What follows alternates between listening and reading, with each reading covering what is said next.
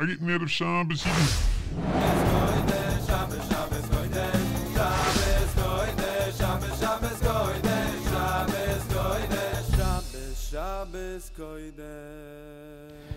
Welcome back, my dear friends, to another episode of Around the Shabbos Table. This is Ahron Wohlgelernter, and I'm here with my father, Rabbi Wohlgelernter, a.k.a. the Father.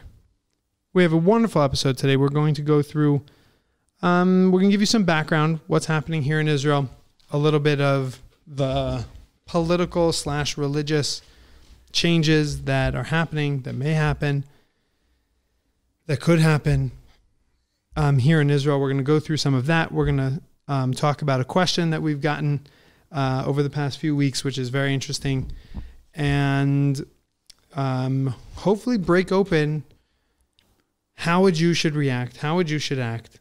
What are the requirements for a Jew to continuously be pleasant and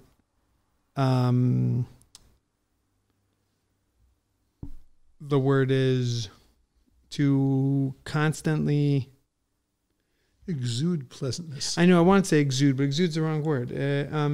Exude pleasantness, but present pleasantness and be presentable as a pleasant person, as the Torah says, "Darcheha darchei noam," that its ways are ways of pleasantness, and that is a requirement on each one of us to be pleasant, to act pleasantly, and to represent the Torah's pleasantness. And how does that all get mixed together in a little bit of politics? So, without further ado, let's get around the Shabbos table. So I want to give a little background, and then go through the question that a person asked. A very sincere, very earnest, very sincere, and I think a very, very important question. And then, the two of us will unpack it, and I think by the end we'll have something very concrete to walk away with, a certain principle that will become very clear through current events, through things that are going on. Well, that's what we always try to do. We're always trying to take, sometimes less current, but always trying to take what's happening around us and infuse it with meaning and live with meaning, because that's imperative. That's what we do. I think that I might have told this idea over, but it doesn't matter. If I did, then it's just a little bit of review. But it makes the point very clearly to where we need to go tonight. They say that there was a medrash says that there was a mountain, and there were two brothers that lived on either side of the mountain. And one of them was married, had children, large family. One of them was single. And every night, the one that was single looked at his stash of wheat, and he said, I don't need all this. My brother, who's got a lot of mouths to feed, needs more. And I'm going to give him a bushel of wheat. And every night he would go in the depths of darkness, and he would go and take a bushel of wheat, and he'd bring it over to his brother. He would leave it there, and then he would go back home. His brother, every night, would look at his wealth, and he would say to himself, my poor brother has nothing. He has no wife, no children. He's just a little empty. At least let me give him that he should have a lot of wealth. So he went and he took a bushel every night, and he would climb over the mountain, and he would deposit it in his brother's pile. And this happened every single night. The one would go and deliver it to the one brother, the other would go and deliver it to the other brother. And unbeknownst to each other, they had no idea. One night, one delayed a little bit, and they met each other in the middle, on top of the mountain. The one looked at the other and he said, "Where are you going?" "What are you doing with a bushel of wheat in your hands?" He says, "I'm going to your house and I'm dropping off the bushel of wheat." He says, "What are you talking about? That's where I'm going. I'm going to your house to drop off a bushel of wheat." And they explained what they were doing, and they were so moved that they began to cry. They hugged each other and they pledged allegiance to each other as brothers forever. And on that place where the tears dropped, says the Medrash, that's where the Beis HaMikdash was built. There's a modern day corollary to that. There were two brothers lived on either side of a mountain, and one of them looked at his brother who was married and had a lot of children. He said, "What does he need all this wealth for? What does he need the wheat for? He's got a good life. He's got a wife. He's got kids. He's got stuff going on. You know what? I'm going to take a bushel from him every single night. And the other brother looks at his brother and he says, the kid's single. He doesn't have any stability. He does nothing in his life. You know what? He doesn't need all that wheat. I have a lot of mouths to feed. I could use the wheat. I'm going to go take a bushel from him. And every night, unbeknownst to the other, in the middle of the night, in the cover of darkness, the one brother would climb over the mountain and he would grab a bushel and take it home. The other brother would grab a bushel and he would take it home. And they were doing this for a long time. Finally, one night, one of them delayed and they met in the middle on the top of the mountain. And the one looks at the other and he says to him, What are you doing? What are you doing with a bushel of wheat? He says, I'm taking it from you. You don't need it. He says, that's amazing. I did exactly the same thing. I take from you because I think you don't need it. Nah, I need it. You don't need it. Nah, I need it. You don't need it. And they begin this incredible brawl and they start to scream at each other and shout at each other and fight with each other. And where the tears of that fight dropped, that's where the Knesset was built. Now, it happens to be. I love the fact that you love that joke. I love that joke. No, because it just characterizes, it's you don't always hear in politics in other countries the kinds of invectives and the kinds of insults that are leveled and the kinds of, I wouldn't even say insults, but the dramatic speech of what you're doing, thrusting a knife into the heart of the Jewish people. Like, there's a lot of big words that are being used, and there's a lot of bickering, fighting, position mongering. There's a lot of stuff that goes on in the Knesset, a lot of stuff that many people aren't privy to. But that's the language and the culture of the Knesset. It's not really necessarily anger, but it's just it is behavior that would make a person very uncomfortable. Recently, with the beginning of the new government, there is a lot of talk about, and I don't necessarily think that we should get too deep into this, but there's a lot of talk about the religious status quo and about the continuing of the way that the religious parties have run in the country, the way religion runs in the country, whether there should be secular marriage, whether there should be different courts, demonopolizing a lot of things. Now, there's a lot of good discussion on both sides. When you have rational discussions, there's a lot of stuff here. It's not simple. But the religious parties made it very clear that they felt that this was that there were movements that were being made that could very well go against very fundamental principles of the Torah. And I know that you could look at the surface of it and say, well, I don't necessarily not agree, that maybe some of those things need to be changed. I read some articles recently and did a little bit of research, and I have a little bit of a different view of it, in the sense that it's a little bit more open. But there is no question that that more open than what you might have thought originally. What I might have thought originally, that's right.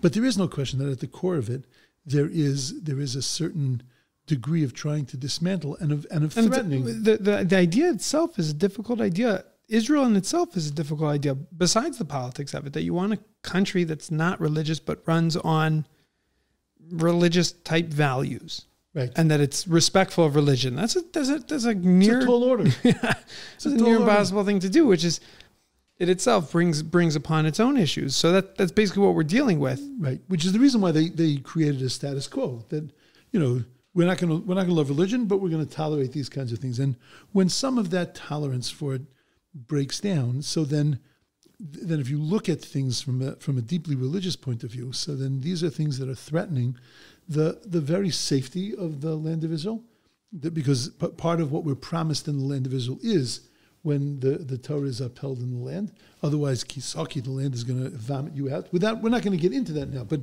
those are real things. You can't deny them. I mean, they're there in the Torah, and we have to recognize that. Right, we're learning now, like Hilchos Shmita, in preparation for next year, when in Israel you have to leave the land, not work the land. And it's very interesting that we're looking over a lot of the midrashim and a lot of the Chazal that the rabbis talk about, and it's even psukim, even the verses themselves are like almost directly correlated. Our success here in the land is keeping the mitzvahs of Shemitah, and the mitzvahs that are tuluyos ba'aretz, the things that are dependent on the land. If you keep them, then you will be successful and can stay in the land. And in a sense, it is like biblically very much speaking to us today that when we keep the laws here in this land, then we're able to go. That's outside of the politics of it. That's outside of the state of Israel and of having an institution around living on this country. But there's a very spiritual religious aspect to the land that we have to take into consideration here as well. That's right. And there are those that feel that the more secularized we become, then we lose the sense of a Jewish state. And at the end of the day, it's a Jewish state. Religious, not religious, but there are certain Jewish values that we have that the more we bend those values, the more that we obscure those values, so then the less of a Jewish state it is. So the religious parties made it very clear that they weren't in support of many of the things that were being done, and that many of those movements, and they said it in very emphatic language, but it was really like a war against God, and it was taking a person would support some of these bills and things, would really put them on the outside of the center of Torah Judaism. Did you take down some of the language they used, the verbiage? No, but it was strong. They were saying like you don't believe in God if you support this government, and you obviously don't believe in the Torah, and it was very strong language. When just trying to say that you shouldn't support this. Shimuna Hamorim language, right from this past week's Pasha. When Moshe Rabbeinu stood up to the people and he said to them, "Listen to me, you rebellious ones." And according to many of the commentaries, the reason why Moshe Rabbeinu was taken to task for the hitting of the rock instead of speaking to the rock was not so much because he spoke instead of hit, because both of them bring miracles, but that he said Shimuna Hamorim. He said words. Listen to me, you rebellious ones. We have to talk nice at the Klal Yisrael. So I had a very sincere fellow who comes to my shir. A friend of the podcast. A friend of the podcast, a personal friend of both of us. And he asked a very sincere question. He wasn't even, sometimes he might fall on the other side of some of these issues, but he actually wasn't, but he was just saying, is this the image that religious parties and many of those in the religious parties are themselves Rabbanim and Choshev Rabbanim, and now we're not talking about the Gedolei Torah, the rabbinic sages of the parties. We're talking about the members of Knesset. That is this an appropriate way to talk? Is this an appropriate image to give forth? Almost like if you draw a cartoon of it, it would be you would over characterize a rabbi with an angry face, screaming and yelling at his people. That's the way it came across. Is that the proper way? So that's really what we had this discussion. We felt that this would be a great opportunity to talk about some of these issues and to answer this question, because I think that the answer is pertinent to our lives. Forget about Israeli politics. It's our lives as ambassadors of God. I think that it's very pertinent. Right, the Israeli politics exaggerates the issue, because here you have people on the world stage as religion, representing religion. So it's like, but really every time you get on a bus, every time you get on an airplane, every time you get, you go to Ralph's, you go to Rami Levy, no matter what you're doing, where it is, you're representing the image of God and Judaism, and you have this requirement to act a certain way, right, and to make a Kiddush Hashem. And what is that? Right. So I want to say a few things, and then we'll play around with them. But I think that the principle that you had mentioned before, diracheha darchei noam, that its ways are ways of pleasantness, v'chol nesivoseha shalom, and all of its ways are peace. That has to be the overarching and guiding principle of our lives. We see this in halacha.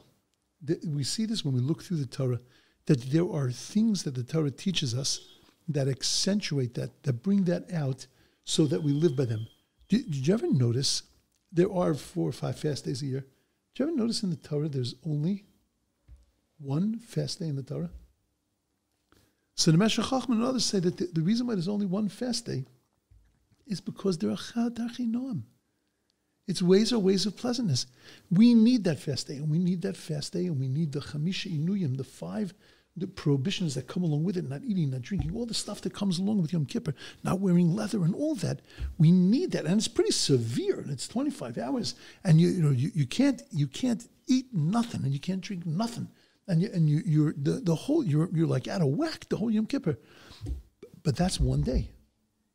That's not the way you live, because it's ways are ways of pleasantness. Look, sometimes a person has to separate themselves, but from the group. Sometimes it's just awful things are going on, but that's not the overriding principle. The overriding principle of Torah is find places where you can separate yourself and call people shkatzim and then just move on. The overriding principle is al tifresh min hatzibur. Find yourself a tzibur, find yourself a group that you can connect to, because there are chad achinoam, it's ways of pleasantness. And this just goes over and over again. We find that the Torah tells us that if you go to war and you see a beautiful woman and you want to take her home, so a captive woman, and you can take her home, she has to sit for 30 days in mourning, and then afterwards, if you want to, you can marry her. The whole law is like a crazy law. We'll wait some other time to talk about it. So it seems out of whack. One would imagine that the Torah would tell us that if you go to war and you see a beautiful woman and you have a taiva for her, so then, just run the other direction, right? Go to Beis Medrash and learn Torah, right? Say Shema, right? Don't take her home. Like, don't give in to your thing. Torah understands in the depravity of war that if it was going to stand up against you and tell you don't do that, then you by definition would want to do it. The same as when somebody kills, God forbid, your brother or a relative by accident. So the Torah tells us that we're allowed to actually go after that person. It's called the blood avenger. We're allowed to go after that person, and we can kill that inadvertent murder. Not that anybody would ever do that, but once you're told you can do that, so then you feel sort of that there's justice. I could take care of this if I wanted to. And the reason why the Torah has to do that is because if the Torah didn't, then there would be an incredible increase in vigilantism. Torah understands diracheha darchei nayam. It has to be the ways of pleasantness and the ways of peace. And everything that the Torah institutes is because of that its ways have to be pleasant. You have to choose the more pleasant and peaceful way of doing things. Pleasant doesn't mean easy. Oh, no, not at all. It just means that it's the way of what we call ni'imus, way of pleasantness. I'll tell you another amazing thing. Mitzvah pru urvu. So Meshech Chochmah says, everybody says really, but he brings us down that why is it that the mitzvah of pru urvu, according to many opinions, only applies to men, it doesn't apply to women? Because a woman has to have children. The mitzvah to have children, that's it. Because a woman has to go through pain, and the Torah can't demand of her to go through pain, because he uses the word specifically, now it's fascinating that you find the mitzvah in plural the first time, pru urvu and miluas arts, and then you find it later, pray urvei, right? The same concept, but it's plural and it's singular. The reason why it's plural because in Gan Eden, a woman was obligated to have children. But when God told Adam to have children, because that was before there was any problems, pru urvu, miluas arts. But now that it's painful, now that it's post Garden of Eden, so now it's not on her. Now it's not on her.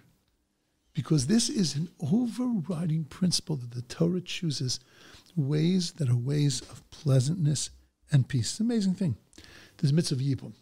I like that you source those. Yeah, okay. We can go one more, but I like that they're sourced because these sources show you. Yeah, go for it. Show you the Torah? No, they show you also that the Torah kept this concept and this mandate sort of in mind when it made its halachas.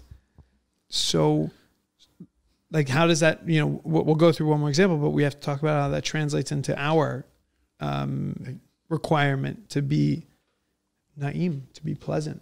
Right. So there's a mitzvah yibum. You have two brothers. One of them dies. The wife of the brother that died has to marry the other brother. one of them dies with a wife childless, right? And they're childless. So they do a lot of clearing, a lot of discussion about this. Is if a woman is childless at the time of the death of her husband, so then she doesn't have yibum. What happens if she has a child? She doesn't have yibum. She moves on. She gets married, and then the child dies. She's childless. The whole purpose of having yibum is so that you keep the brother's name alive, but that child died. So she required retroactively now to have yibum. And we're told no. Why? How can you take her away from a relationship that she already has? She's moved on. She's gotten married and tell her, oh no, you now have to forge a relationship with your dead husband's brother. That's not ways of pleasantness. That's forcing people into doing things that are totally against them. But that tells us also something powerful, which will then open up the discussion. That means that everything the Torah tells us, that we say shver zu sein Yid, that it's hard to be Jewish, it's not true. It's not hard. Because we have not found in ourselves that way of pleasantness. We are fighting it. We have a disconnection to it. But if we have to, when we find things challenging, we have to look at ourselves and say, why are they challenging? It can't be that Torah asked us to go a difficult way. Torah doesn't ask us to go a difficult way. I'm not sure. Okay. I'm not sure about that. You can disagree with me. I think that's what I meant before when I said easy is easy pleasant, because it could be hard. It could be hard to get up for davening. It could be difficult for me. It's not because the Torah didn't want to do things that were easy for me. The Torah did, but I've set myself up in a way where it's hard for me. So it's hard, but still pleasant. It doesn't change the concept of prayer because I have a hard time getting my rear end out of my bed on. Why is it hard for you? Because I schedule. I haven't set myself up. I haven't prioritized it, whatever the issue is. Correct. But it's still, the concept is still pleasant, meaning the concept of getting up at in the morning and praying with your tefillin on is not a rough concept. That's correct. Concept. Okay. Exactly my point. So hard is my issue, but not the Torah's issue, right? No.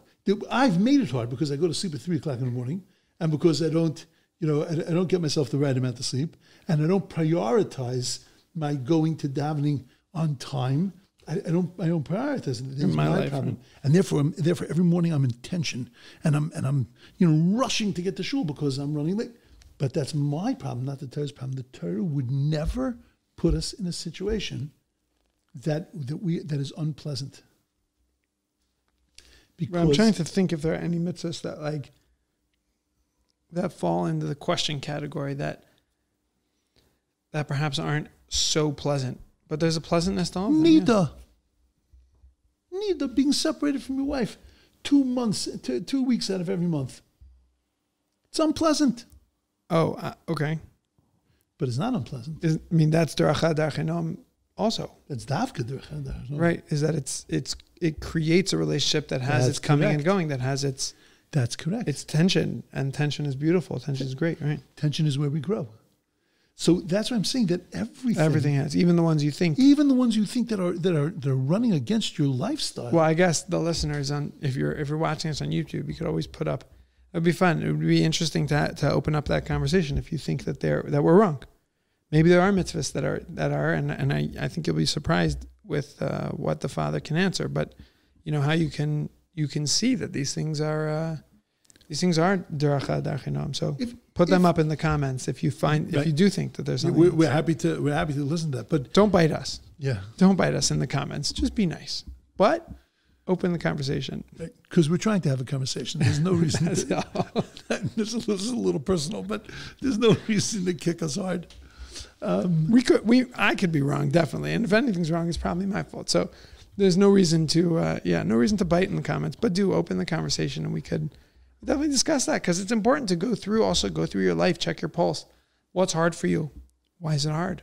Ask yourself that question. Is it hard because the Torah is requiring something of me that's hard and that's difficult and that's not pleasant? And the Torah is, some things stink, or do I stink? And there's something that's wrong. And I haven't, not that I stink as a person, but that I perhaps haven't set myself up to succeed in this scenario.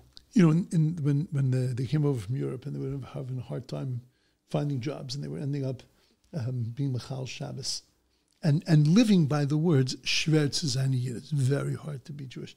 It's hard to be Jewish again because your priorities are rough. Keeping Shabbos is not unpleasant. It's that not prioritizing it and saying it's the most important thing. Then yes, it's tense and it's unpleasant in the sense that you need to you think your life has to go in a different direction other than Shabbos. But if you say Shabbos is inviolate, then there's no derech hadachinom. There's no anti derech hadachinom. Okay, now let's take that principle and let's apply it to ourselves and to our behavior.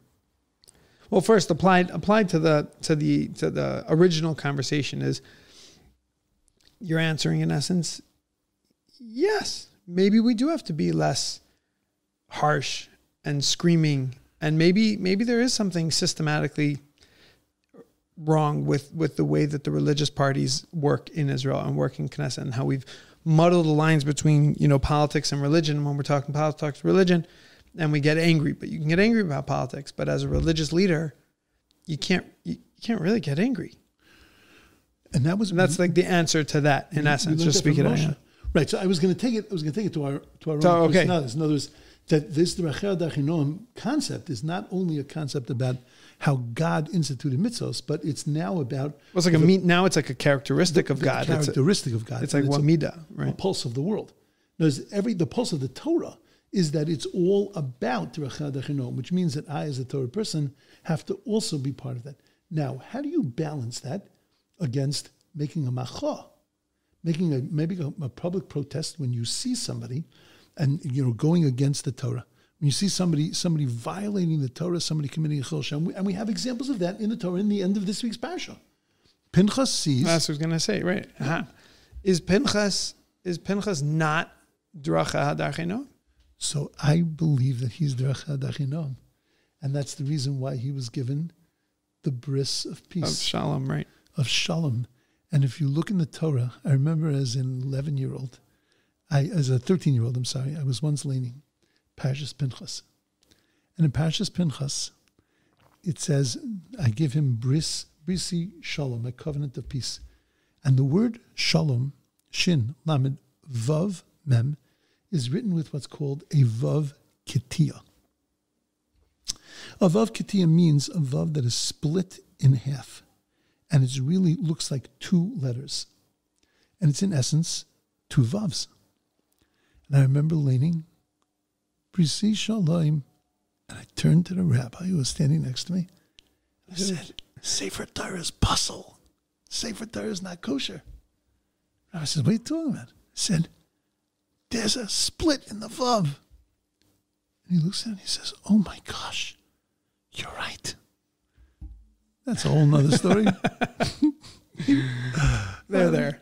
Yeah, we won't say where I grew up, but be that as it may. But that's the two vavs. So why is it written with two vavs? Because there are two vavs. There's a vav hachibur, a vav that attaches, and there is a vav that separates. This or that. And sometimes to make peace, you have to use the vav hachibur, the vav of attachment. You have to bring two things together. But sometimes the only way to make peace is by cutting something out.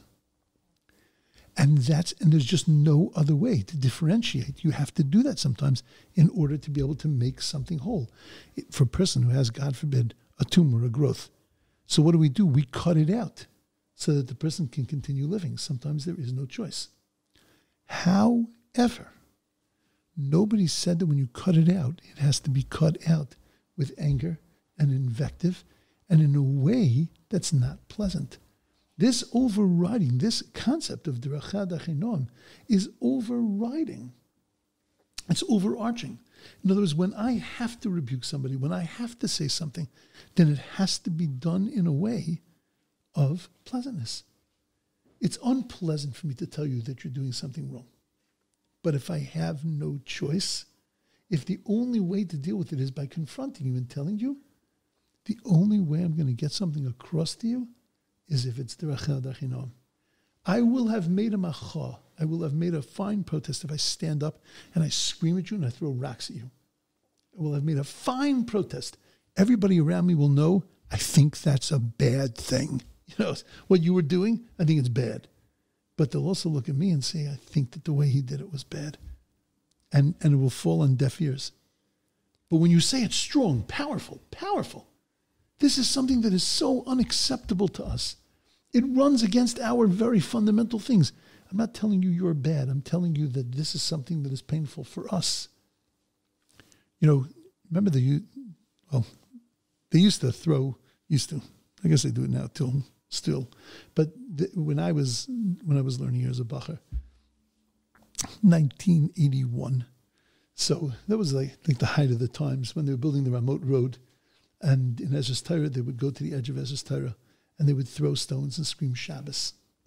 And it was a very, very dramatic thing. It bothered me. Nothing changed, brother. But it bothered me a lot because my window was right over there. I couldn't sleep on Shabbos afternoon. I didn't get involved with the fundamental issue of whether it was right or wrong. Just like, guys, don't steal my sleep. It's my Shabbos. But throwing stones over and screaming, okay, it's questionable as to how effective a method like that is. A few weeks later, I saw kids. There were barriers by Meir Sharm on B'chov Yirmiyahu, barriers by Meir Sharm, and barriers on the Ezra's Torah side. And so the cars wouldn't go in. And the kids were taking the barriers and sliding the asphalt when it gets a little hot. It's geschmack. The things just slide right across. And they were sliding them into traffic, and cars would hit them. They would fly into the air.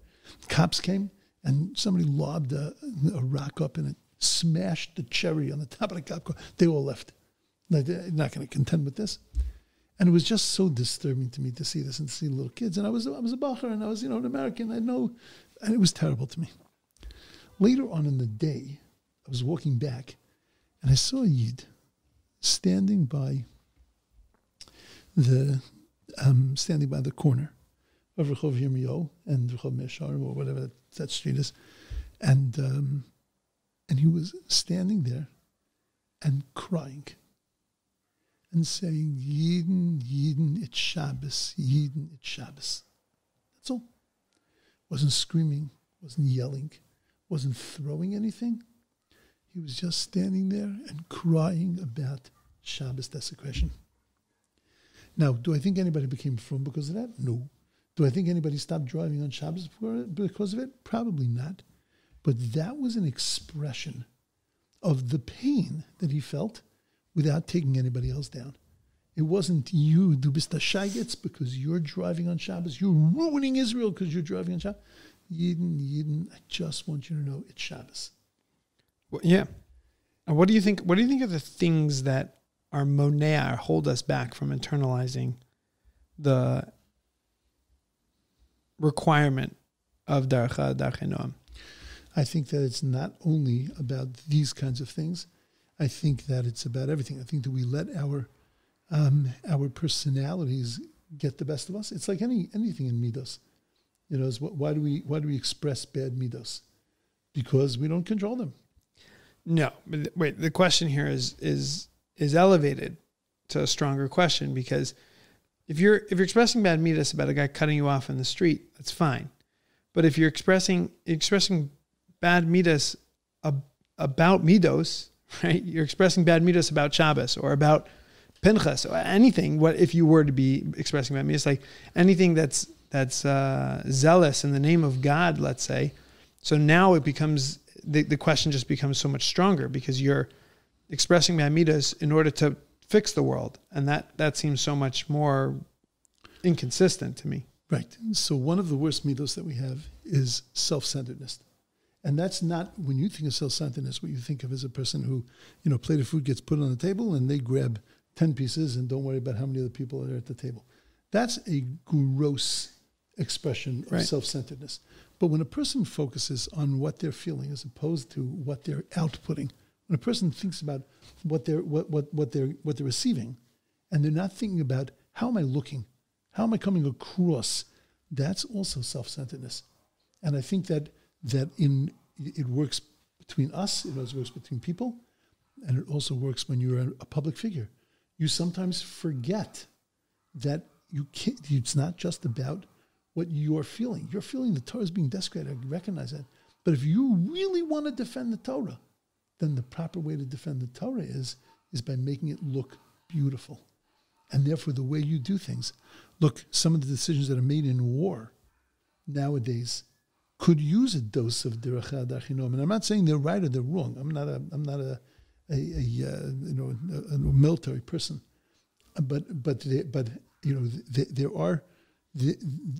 definitely have to be thinking about. It could be that they did and they made certain decisions, but you have to be thinking about how does this look?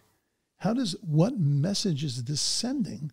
And that's a very important consideration about everything we do, on a personal level and on a national level. As when I'm in the public eye, I have to be thinking about that. Now there are times you have to make a decision that I have to do this anyway, even though I know it's not going to look so good.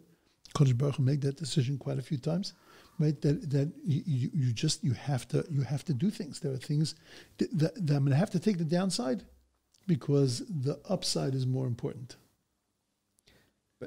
But you should never be going against Deracha Darchinom. I mean, even Pinchas, who was the pinnacle, he's like it was still Deracha Darchinom. It was still pleasant.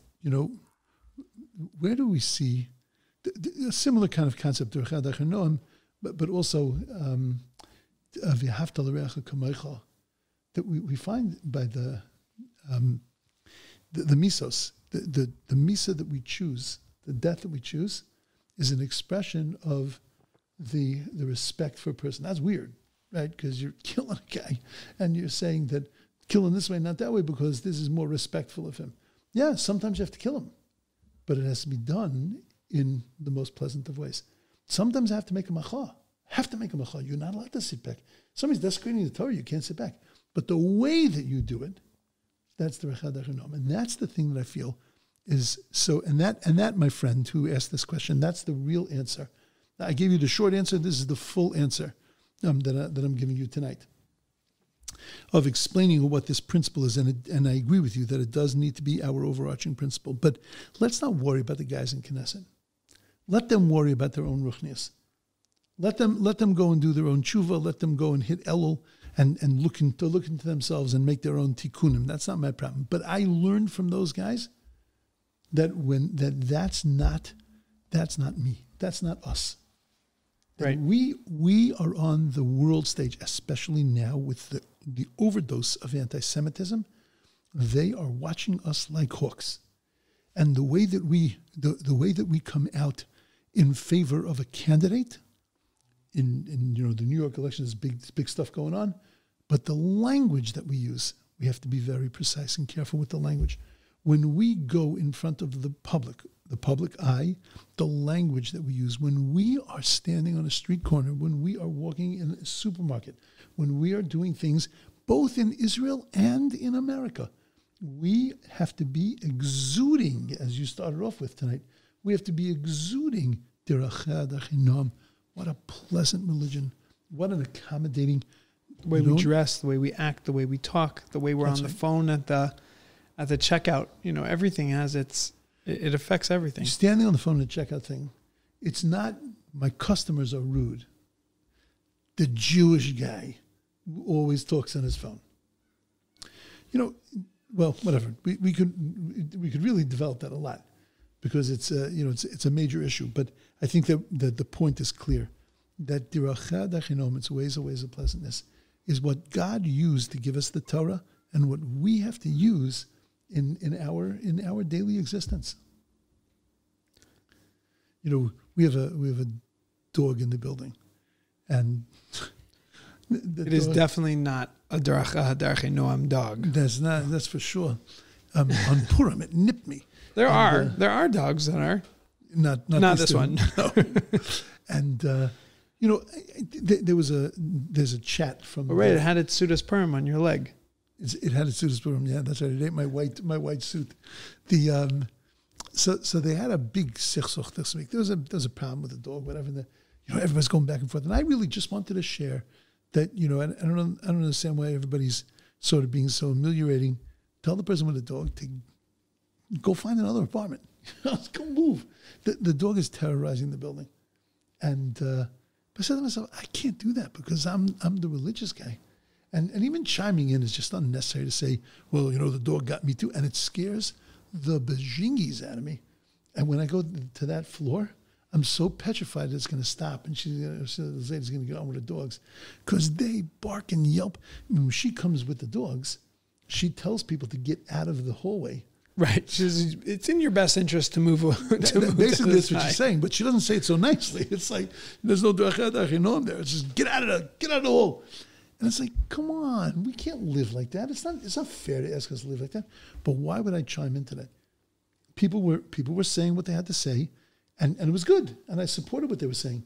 But for me to chime in, that, and even if I said it in a nice kind of way, that might not be derech achinoam, might not give the right impression to people, because they'll focus so much in on the religious guy. I'm the only religious guy in the building.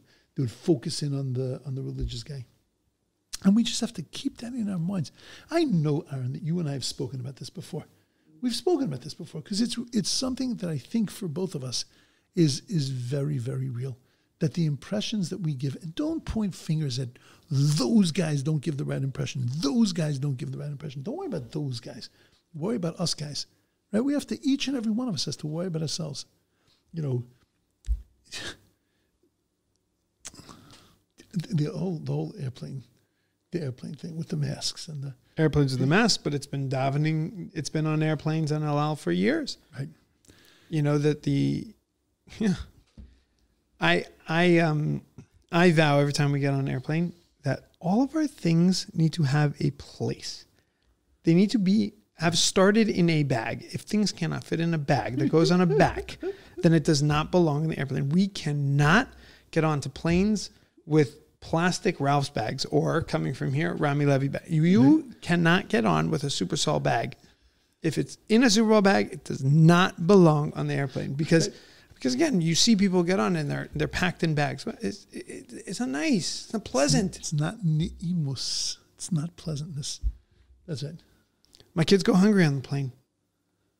We don't bring food because it can't fit in our backpack. But at least we look good. Okay, I think the point was made, and it's an important discussion. So we'd love to hear some feedback. And again, please, I beg you, don't rip us apart. And just reply back, because we want to have a discussion, because we care about what you think. That's why we're here.